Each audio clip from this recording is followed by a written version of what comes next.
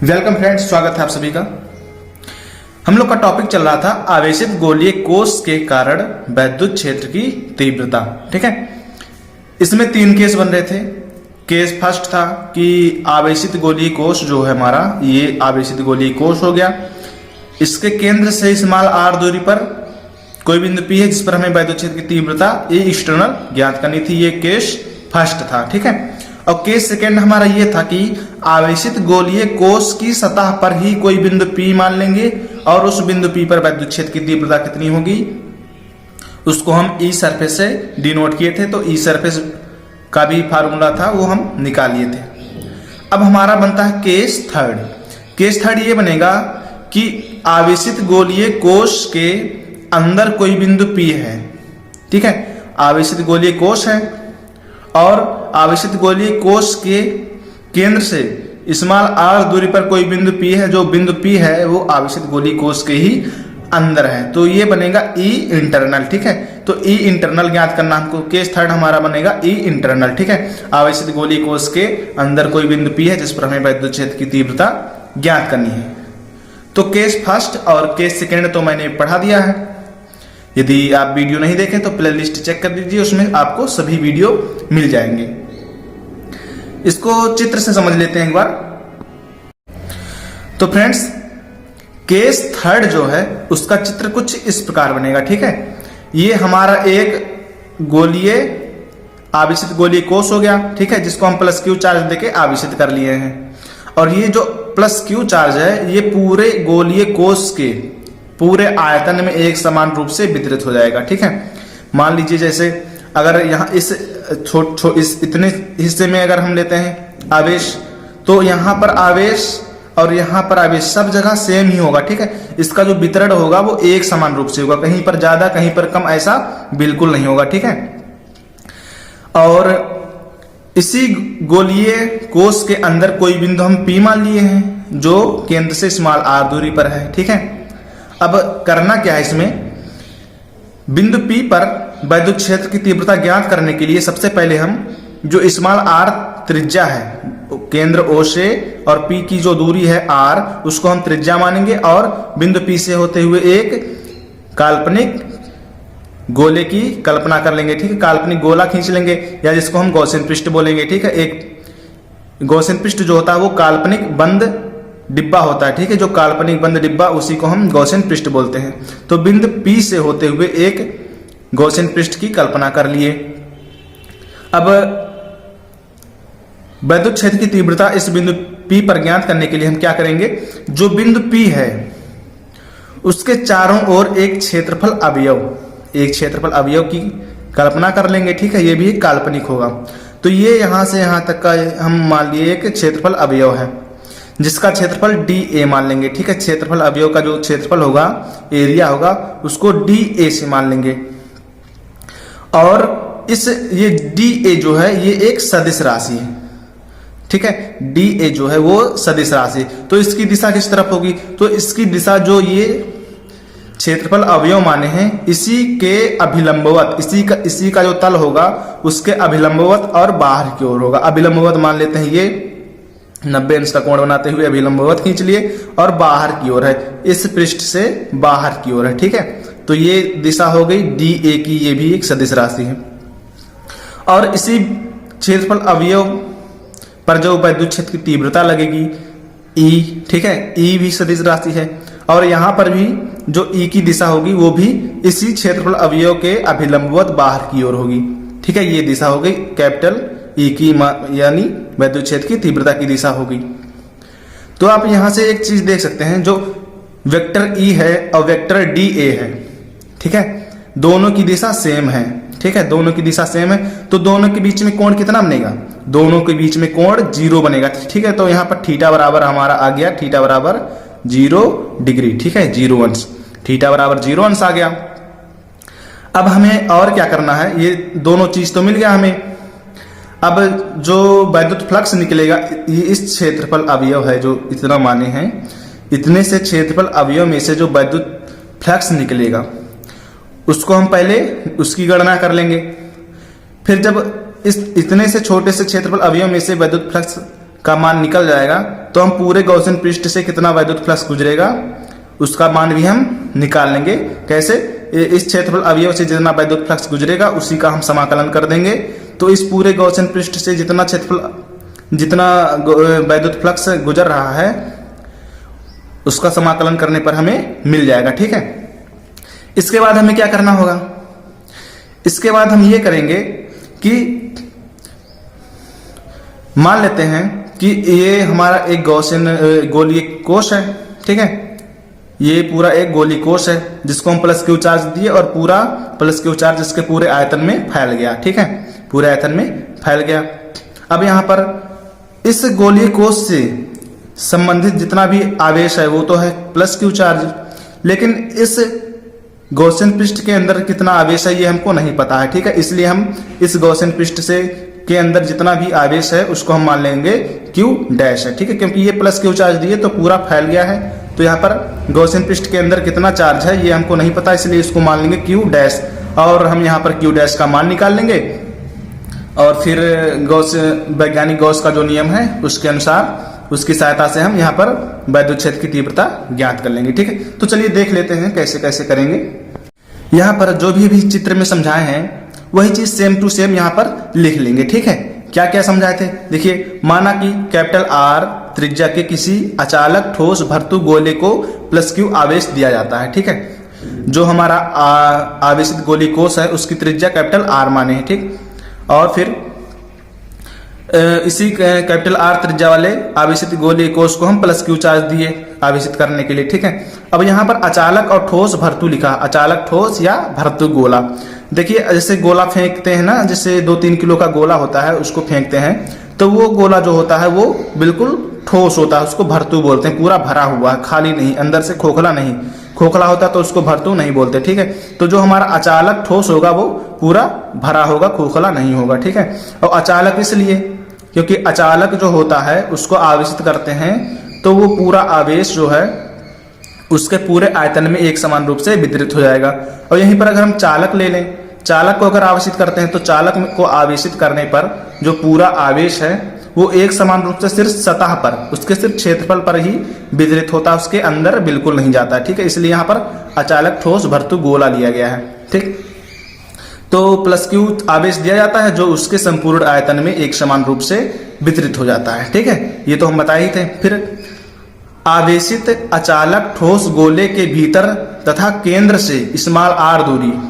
ठीक है, जो आवेशित अचालक ठोस लिए थे, जो आवेशित गोलीय कोश लिए थे उसके ही अंदर केंद्र से स्मॉल r दूरी पर कोई बिंदु P मान लेते हैं। ठीक है, जहां पर स्मॉल r जो होगा वो कैपिटल R से छोटा होगा। ठीक है, स्मॉल r जो लंबाई होगी वो कैपिटल R की लंबाई से कम होगा। ठीक है, तो यहाँ पर दूरी पर कोई बिंदु P है जिस पर हमें वैद्युत क्षेत्र की तीव्रता इंटरनल ज्ञात करनी है।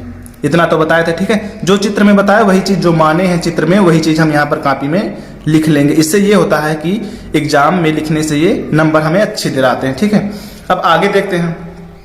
हमें बिंदु P पर वैद्युत क्षेत्र की तीव्रता ज्ञात करनी है, तो इसके लिए हमें क्या क्या करना पड़ेगा? तो इस हेतु बिंदु P से होकर गुजरते हुए एक खोखले एवं चारों ओर से बंद गोले की कल्पना करते हैं। ठीक है, बिंदु P से होकर गुजरते हुए एक खोखले एवं चारों ओर से बंद गोले की कल्पना करते हैं जिसे गॉसियन पृष्ठ मान लेते हैं। इतना बताए थे चित्र में ही, वही चीज हम यहाँ लिख लेंगे। फिर आगे, इसी गॉसियन पृष्ठ पर बिंदु P के परितः, मतलब बिंदु P के चारों ओर किसी लघु क्षेत्रफल अवयव, लघु क्षेत्रफल अवयव इसलिए क्योंकि वो बहुत छोटा, क्षेत्रफल अवयव जो लेंगे वो बहुत छोटा होगा, लघु होगा, इसलिए लघु क्षेत्रफल अवयव DA की कल्पना करते हैं। DA की कल्पना करते हैं, मान लेते हैं कि ये लघु क्षेत्रफल अवयव है जिसका क्षेत्रफल DA है। ठीक है, कल्पना करेंगे सभी के, जो गॉसियन पृष्ठ होता है सब काल्पनिक, यहाँ पर सब कल्पना की जाती है, सब चीज मानी जाती है। ठीक है, कोई वास्तव में होता नहीं है, सिर्फ हम कल्पना से उसको बना लेते हैं, चित्र में दर्शा लेते हैं। तो DA की कल्पना करते हैं जिसकी दिशा, जो DA है वो सदिश राशि है, उसकी दिशा भी हमें दिखाना पड़ेगा। तो जिसकी दिशा अवयव के तल के अभिलंबवत, जो क्षेत्रफल अवयव DA माने हैं, ठीक है, उसी के तल के अभिलंबवत मतलब 90 अंश बनाते हुए एवं बाहर की ओर होती है, जैसा हमने चित्र में बताया था। ठीक है, और इसी क्षेत्रफल अवयव पर जो वैद्युत क्षेत्र अर्थात ई इंटरनल लगेगा, ठीक है। विद्युत क्षेत्र जो ई होगा, ई इंटरनल होगा, उसकी भी दिशा अवयव के तल के अभिलंबवत एवं बाहर की ओर होती है, ठीक है। ये बाहर की ओर होती है। ये जैसे हम चित्र में बताया था वही चीज पूरा यहाँ पर लिख लिए। ये लिखने से आपको नंबर बहुत अच्छे मिल जाएंगे। ये जरूरी आपको लिखना ही होगा। वो सब लिखने के बाद अब हम जो क्षेत्रफल अवयव माने थे, छोटा सा लघु क्षेत्रफल अवयव DA माने थे, उस लघु क्षेत्रफल अवयव में से कितना विद्युत फ्लक्स गुजर रहा है उसकी गणना कर लेंगे।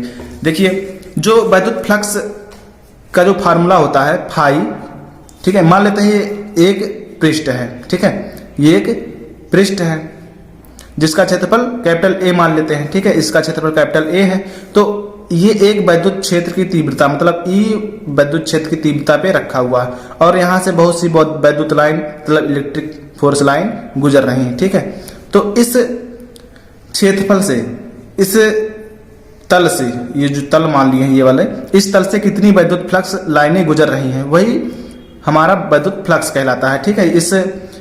इस तल से कितनी विद्युत लाइनें गुजर रही हैं वही उसी की संख्या कहलाता है विद्युत फ्लक्स। तो इसको विद्युत फ्लक्स को फाई से नोट करते हैं, ठीक है। और ये भी जो ई है वो है सदिश राशि और ए भी जो है सदिश राशि है। जो क्षेत्रफल फिजिक्स में क्षेत्रफल है उसको हम इस वेक्टर मानते हैं, वो सदिश राशि मानते हैं, ठीक है। क्षेत्रफल को सदिश राशि माना जाता है, इसलिए ये दोनों क्या है, सदिश राशियां होगी। और इनका जो डॉट प्रोडक्ट होता है, ठीक है, डॉट प्रोडक्ट, ये डॉट दो सदिशों का डॉट प्रोडक्ट हो गया, ठीक, ये हो गया। तो फाई बराबर होता है ई डॉट ए, ठीक है। और इसको और सॉल्व करेंगे तो ई का अगर हम परिमाण रखें तो सिर्फ ई आ जाएगा, स्केल उसका जो सदिश है दिशा है हट जाएगा, ठीक है। गुणे ए का जो परिमाण है उसको रख लेंगे और फिर कॉस थीटा, जब डॉट प्रोडक्ट होता है उसके साथ कॉस थीटा आता है। थीटा क्या है, ई और ए के बीच में कितना कोण बन रहा है उसका मान होता है थीटा, ठीक है।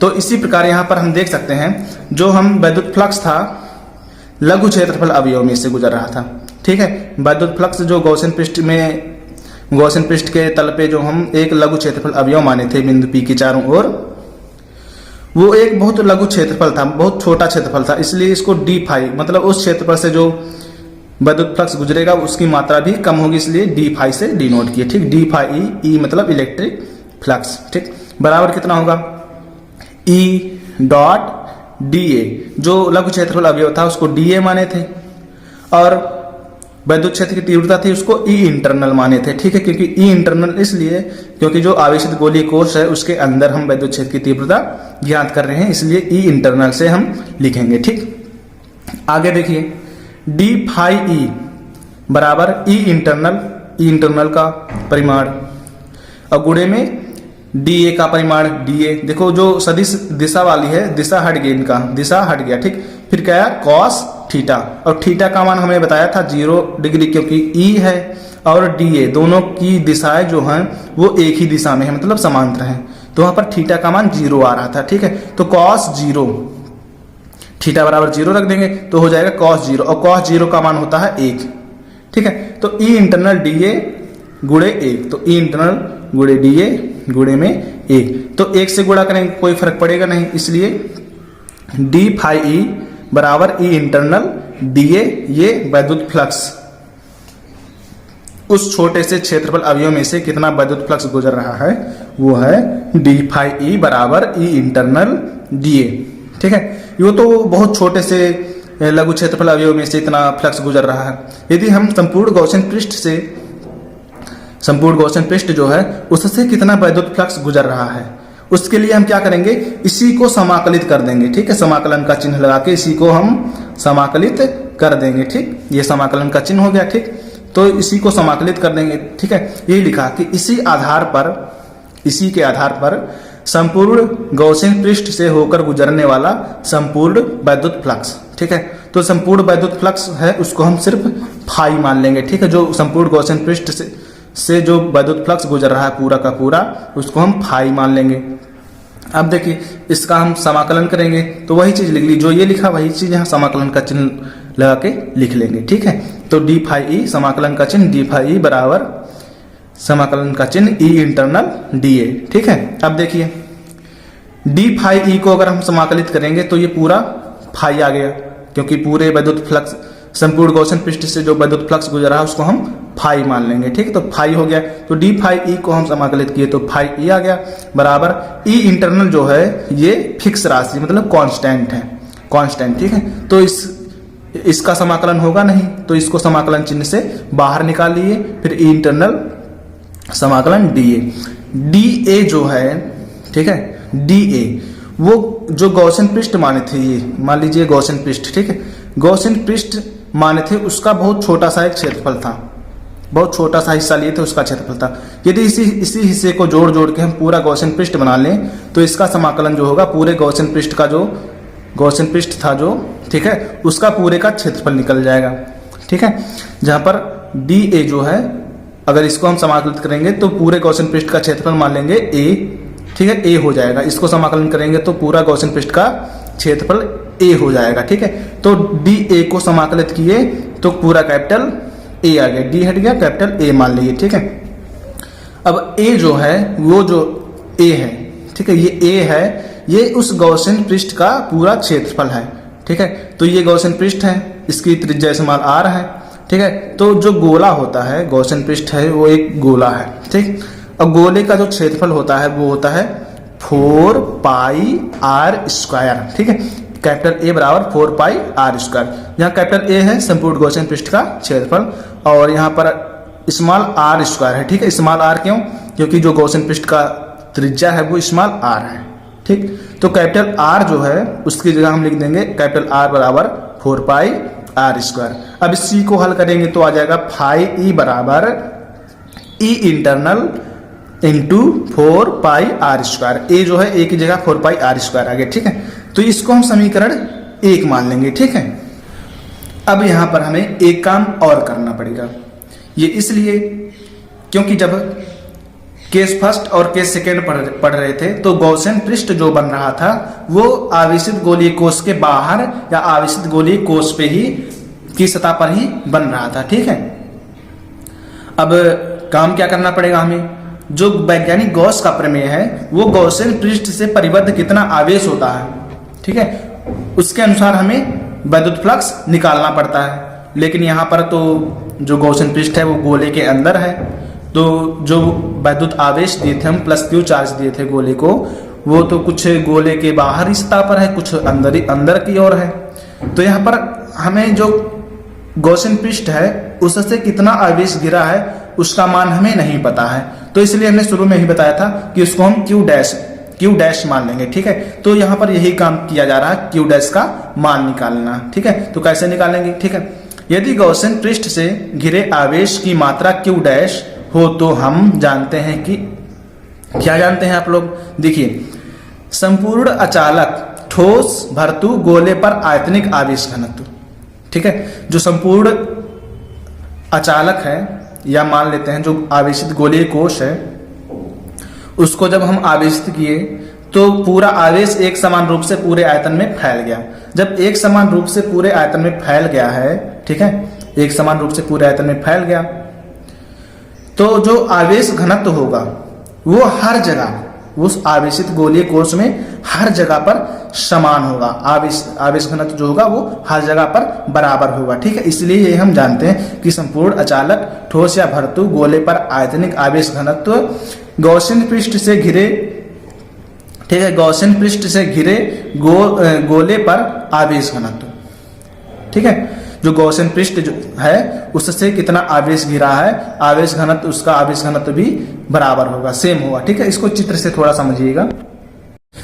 देखिए, चित्र से देखिए, ये आवेशित गोलीय कोश है जिसको हम प्लस क्यू चार्ज दिए, तो प्लस क्यू चार्ज जो है पूरे आवेशित गोलीय कोश में एक समान रूप से फैल गया, बाहर भी फैला, अंदर भी फैला, हर जगह जो फैला है वो एक समान रूप से फैला, हर जगह बराबर ही फैला है। ठीक है, हर जगह बराबर बराबर बट गया। अब हम ये ज्ञात करेंगे जो वैज्ञानिक गॉस का प्रमेय होता है वो गॉसियन पृष्ठ से कितना आवेश गिरा है उसका मान लिया जाता है। ठीक है, तो यहाँ पर हमें ये पूरा नहीं पता कि जो वैज्ञानिक गॉसियन पृष्ठ जो है इससे कितना आवेश घिरा हुआ है।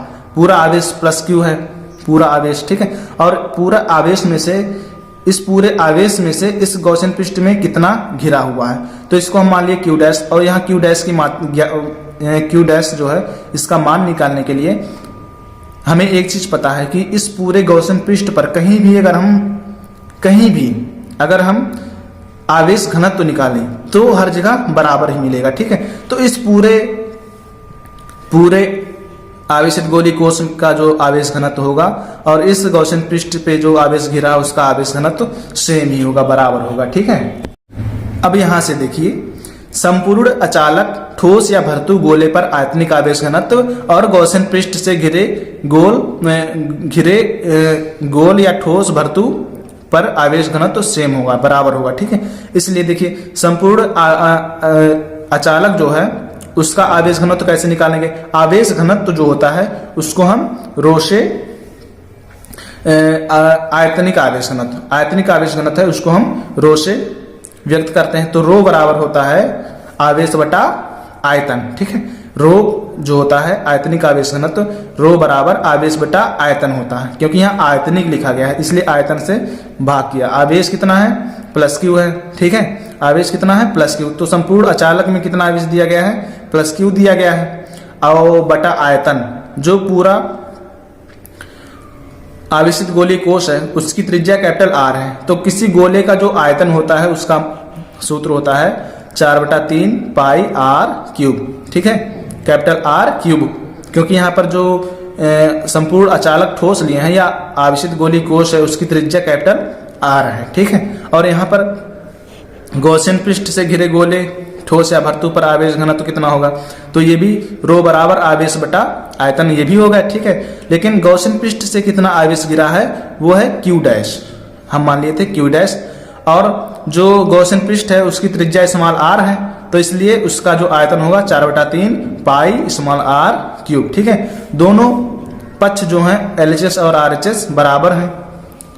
ठीक है, LHS बराबर RHS। अब इसको हम सॉल्व करेंगे, हल करेंगे इसको। ठीक है, तो देखिए 4/3 से 4/3 कट गया, पाई से पाई कट गया, बचा क्या, Q बटा R cube, capital R cube, यहाँ क्यू डैश बटा स्मॉल आर क्यूब, ये बचा। ठीक है, इतना लिख लिए। फिर इसी को हल किए, तो जो स्मॉल आर क्यूब है ये यहाँ पर भाग कर रहा है क्यू डैश से, तो इस इधर पक्षांतर करेंगे तो गुणा करेगा। ठीक है, तो इसको इधर पक्षांतर कर लिए तो आ गया क्यू इंटू आर क्यूब इधर आ गया। ठीक है, और बटे में कैपिटल आर क्यूब बराबर क्यू डैश, तो क्यू डैश बराबर आ गया Q R cube small R cube बटा कैपिटल आर क्यूब, या इसी को हम लिख सकते हैं क्यू डैश बराबर क्यू गुणे स्मॉल आर क्यूब बटा कैपिटल आर क्यूब को एक ब्रैकेट में कर लिया। ठीक है, अब देखिए जहां पर क्यू डैश क्या है, जहां क्यू डैश गॉसियन पृष्ठ से परिबद्ध, ठीक है, परिबद्ध मतलब घिरा हुआ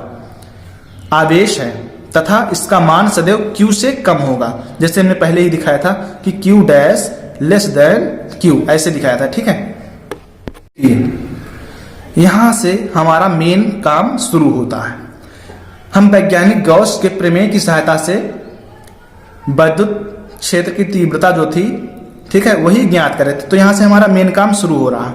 तो वैज्ञानिक गॉस का प्रमेय क्या है, वैज्ञानिक गॉस का प्रमेय है कि गॉसियन पृष्ठ में से होकर गुजरने वाला कुल विद्युत फ्लक्स जिसको हम फाई ई माने थे, ठीक है, और बराबर किसके बराबर होता है, गॉसियन पृष्ठ से परिबद्ध कुल आवेश, गॉसियन पृष्ठ से परिबद्ध कुल आवेश, गॉसियन पृष्ठ से कितना आवेश घिरा हुआ है वही कुल आवेश कितना है, तो उसको हम क्यू डैश माने थे, क्यू डैश। ठीक है, और इसका हमने मान निकाल लिया है, मान पहले ही निकाल चुके हैं। और गॉसियन पृष्ठ से परिबद्ध कुल आवेश का मतलब होता है गुणा, ठीक है, 1/ε0 गुना। ठीक है, ये है गॉसियन, जो गॉस है वैज्ञानिक उसका प्रमेय हो गया। ठीक है, एक बार और पढ़ दे रहे हैं, गॉसियन पृष्ठ में से होकर गुजरने वाला कुल विद्युत फ्लक्स गॉसियन पृष्ठ से परिबद्ध कुल आवेश का 1/ε0 गुना होता है, ये वैज्ञानिक गॉस का प्रमेय है। ठीक है, तो गॉसियन पृष्ठ से होकर गुजरने वाला कुल विद्युत फ्लक्स फाई ई माने थे, और गॉसियन पृष्ठ से परिबद्ध कुल आवेश क्यू डैश था, क्यू डैश मान लिए थे और क्यू डैश का यहाँ हम मान निकाल लिए थे। तो क्यू डैश बराबर Q capital small R cube बटा कैपिटल आर क्यूब, ये कैपिटल क्यू डैश का मान निकला था का गुणा 1/एप्सिलॉन गुना 1/एप्सिलॉन 0। ठीक है, इसको हल करेंगे तो क्या आएगा, फाई ई बराबर क्यू बटे में एप्सिलॉन 0 स्मॉल आर क्यूब बटा capital R cube, small R cube बटा कैपिटल आर क्यूब। इसको समीकरण 2 मान लिए। ठीक है, समीकरण 2 मान लिए। अब यहां से एक चीज देखिए, समीकरण 1 जो था, समीकरण 1 वो निकला था हमारा फाई ई बराबर E internal into 4 pi r square, ये समीकरण 1 निकला था। ठीक है, और समीकरण 2 फाई ई बराबर क्यू बटा एप्सिलॉन 0 स्मॉल आर क्यूब बटा कैपिटल आर क्यूब, ये समीकरण 2 निकला है। ठीक है, तो यहां से आप दोनों समीकरण को देखिए, जो इन दोनों समीकरण का LHS है, लेफ्ट हैंड साइड है, मतलब फाई ई है, दोनों का फाई ई है ना, तो लेफ्ट हैंड साइड अगर बराबर होता है तो उनका RHS भी बराबर होता है, मतलब राइट हैंड साइड भी बराबर होता है। ठीक है, तुलना कर देंगे, समीकरण 1 और समीकरण 2 की तुलना कर देंगे तो लेफ्ट हैंड साइड बराबर तो RHS भी बराबर, राइट हैंड साइड भी आपस में बराबर होगा। ठीक है, तो फाई ई यहाँ भी लेफ्ट हैंड है और समीकरण पहले में भी फाई ई है, वहां भी लेफ्ट हैंड सेम है, बराबर है। ठीक है, इसलिए इनका RHS भी बराबर हो गया। तो समीकरण 1 व 2 की तुलना करने पर समीकरण 1 क्या था कि फाई ई बराबर था E internal into 4 pi r square. ठीक है, बराबर तुलना किए तो बराबर हो गया, ये भी राइट हैंड इसके तो था। समीकरण जो फर्स्ट है वो है फाई ई बराबर क्यू बटा एप्सिलॉन 0 स्मॉल आर क्यूब बटा कैपिटल आर क्यूब। तो समीकरण 1 का राइट हैंड और समीकरण 2 का राइट हैंड भी आपस में बराबर हो गया। तो इसमें देखिए स्मॉल आर स्क्वायर और स्मॉल आर क्यूब कट गया, तो यहां से स्मॉल आर स्क्वायर और स्मॉल आर क्यूब काटे तो यहां पर एक स्मॉल आर बच गया। ठीक है, तो यहां से देखिए ई इंटरनल और ये 4 पाई जो है गुणा कर रहा है, तो इसको हम पक्षांतर करके इधर लाएंगे तो भाग करेगा। ठीक है, तो 4 पाई को हम नीचे ले आए, भाग करा दिए, तो 1/4 पाई एप्सिलॉन 0, एप्सिलॉन 0 पहले से नीचे था।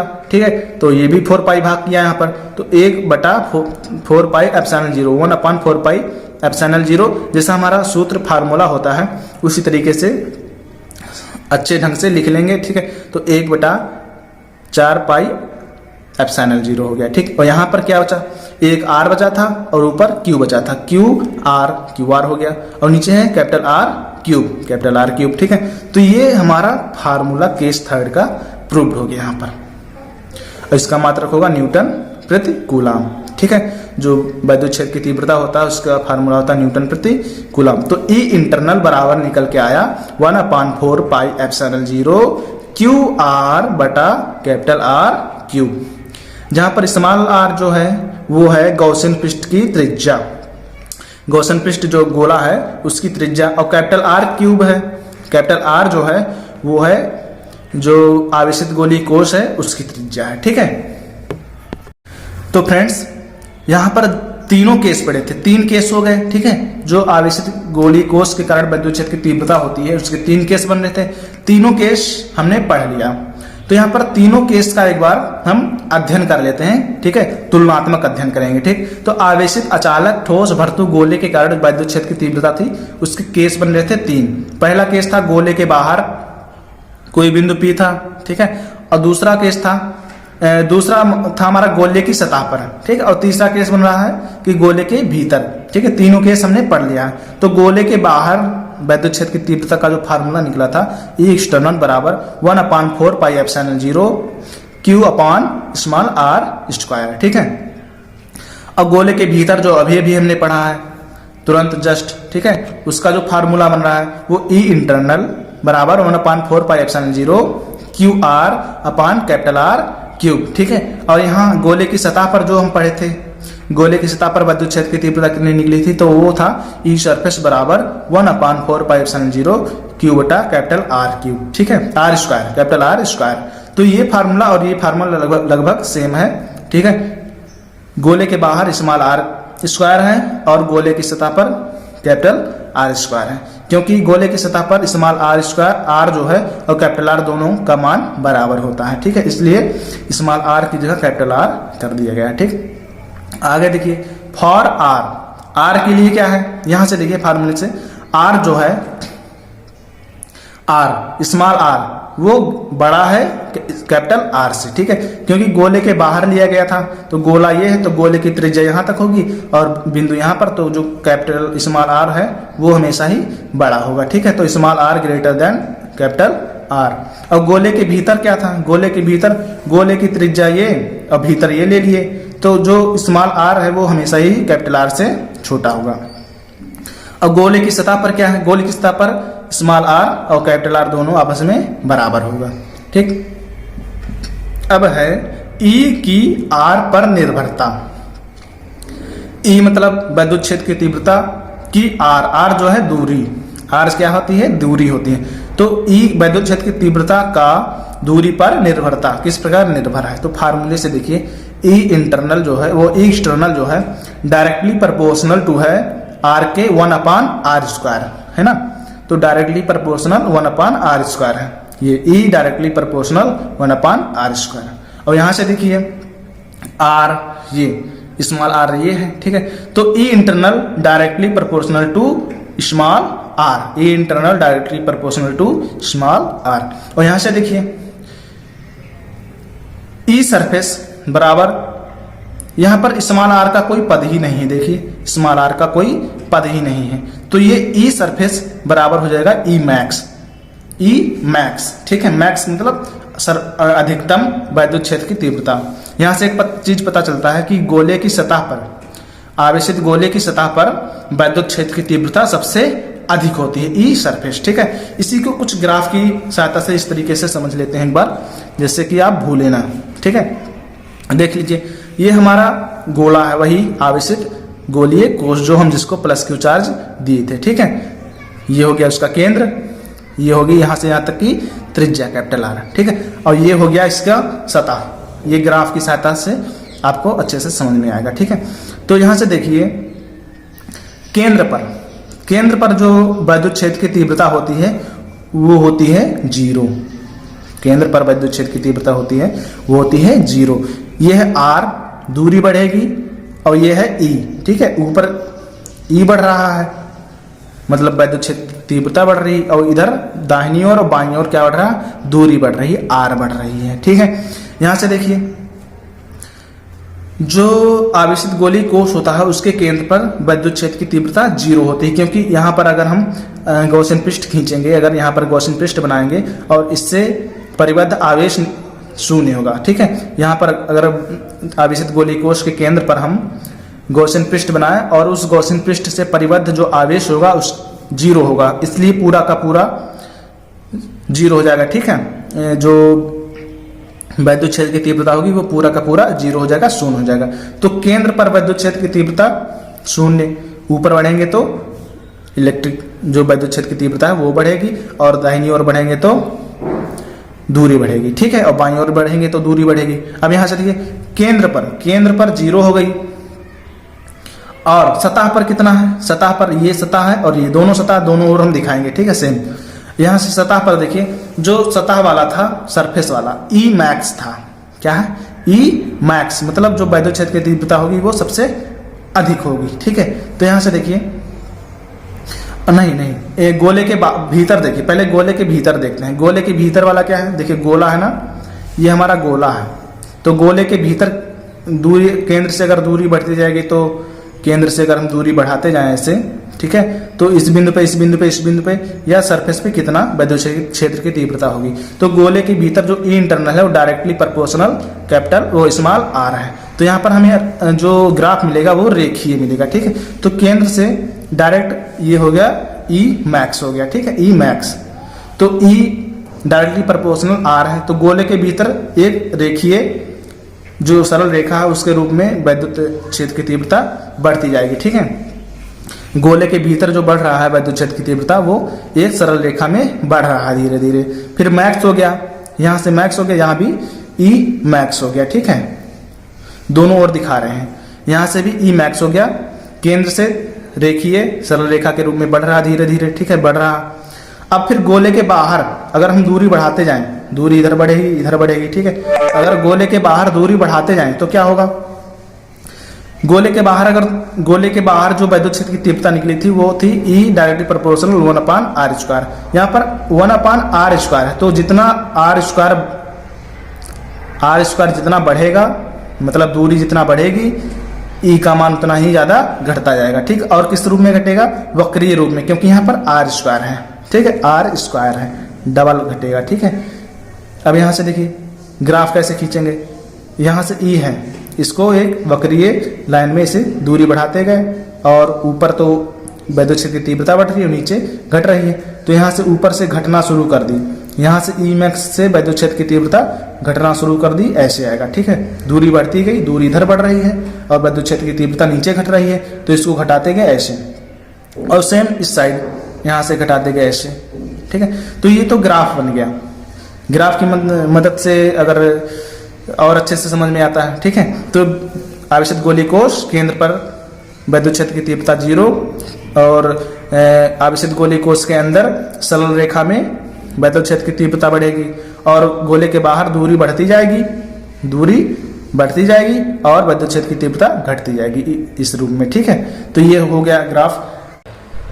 तो फ्रेंड्स, वीडियो अच्छी लगी तो लाइक करें, अगर अच्छी ना लगे तो डिसलाइक भी कर सकते हैं, और ऐसे ही वीडियो देखने के लिए चैनल को सब्सक्राइब कर लें। इस चैनल के माध्यम से मैं आपको क्लास 12 की पूरी फिजिक्स पढ़ाऊंगा, जिसके साथ आपके नोट्स भी तैयार होते जाएंगे। और इस टॉपिक से रिलेटेड कोई भी क्वेश्चन है तो उसको कमेंट बॉक्स में पूछ सकते हैं, मैं आपके सारे डाउट को क्लियर कर दूंगा। Thank you.